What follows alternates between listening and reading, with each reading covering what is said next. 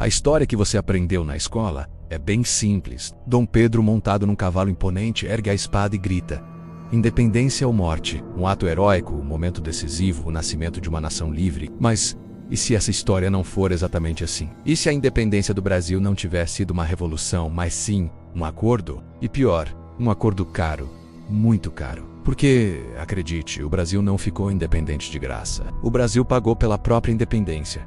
E essa dívida marcou o país por décadas. Para entender como isso aconteceu, a gente precisa voltar um pouco no tempo. Lá em 1808, a família real portuguesa foge de Portugal para escapar das tropas de Napoleão. E pela primeira vez na história, uma colônia vira a capital de um império. O Rio de Janeiro se transforma na capital do Reino Unido de Portugal, Brasil e Algarves. O Brasil deixa de ser apenas uma colônia distante. Agora, o poder está aqui. Os portos são abertos, o comércio cresce e a elite brasileira enriquece como nunca. Mas em 1820 tudo muda. Em Portugal, explode a Revolução Liberal do Porto. Os portugueses estão revoltados. O rei está no Brasil.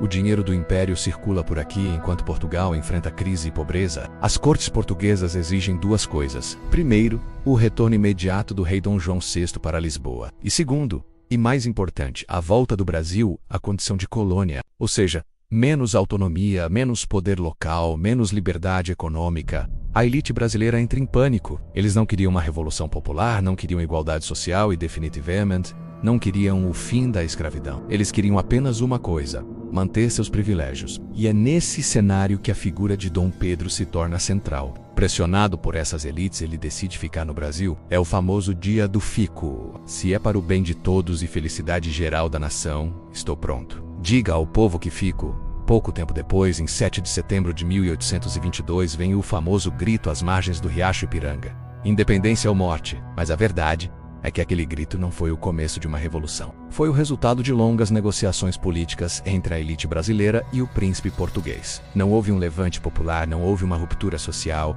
não houve mudanças profundas. A escravidão continuou. Os grandes proprietários de terras continuaram no poder. E o povo, bem, o povo continuou pobre. Mas havia um problema ainda maior. Portugal não reconheceu a independência. Para os portugueses, o Brasil ainda era uma colônia rebelde e sem o reconhecimento internacional. O novo país tinha enormes dificuldades para negociar, comercializar e se estabilizar no cenário mundial.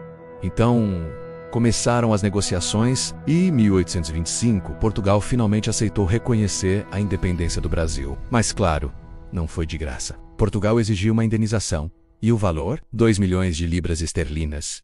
Uma fortuna para a época. O problema é que o Brasil, um país recém-nascido, não tinha esse dinheiro todo. Então, o que fazer? Pediu um empréstimo. E adivinha para quem? Para a Inglaterra, a grande potência econômica do século XIX. Ou seja, o Brasil ficou independente de Portugal, mas passou a dever para os ingleses. A independência política veio acompanhada de uma nova dependência, a financeira. O novo país já nasceu endividado. E quem você acha que pagou essa conta? Não foram os nobres. Não foram os grandes proprietários de terras.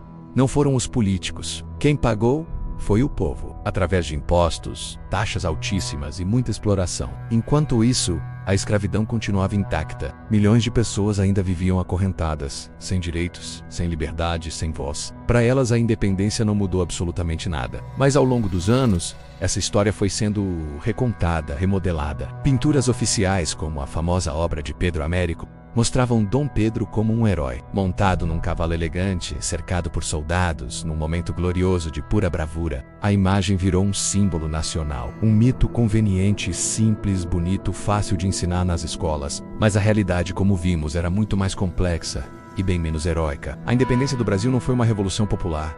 Não foi uma luta das massas pela liberdade. Foi uma decisão política negociada entre as elites, com a bênção da Inglaterra e a conta paga pelo povo. O Brasil nasceu independente, sim, mas já preso a acordos, dívidas e interesses estrangeiros que moldariam seu futuro. E talvez a pergunta mais incômoda que fica disso tudo seja esta: se a independência foi feita para manter privilégios, será que o Brasil realmente mudou naquele momento? Ou será que o país apenas trocou de dono, mantendo os mesmos problemas estruturais que nos assombram até hoje? Essa é a parte da história que quase nunca aparece nos livros escolares, mas que é fundamental para entendermos quem somos.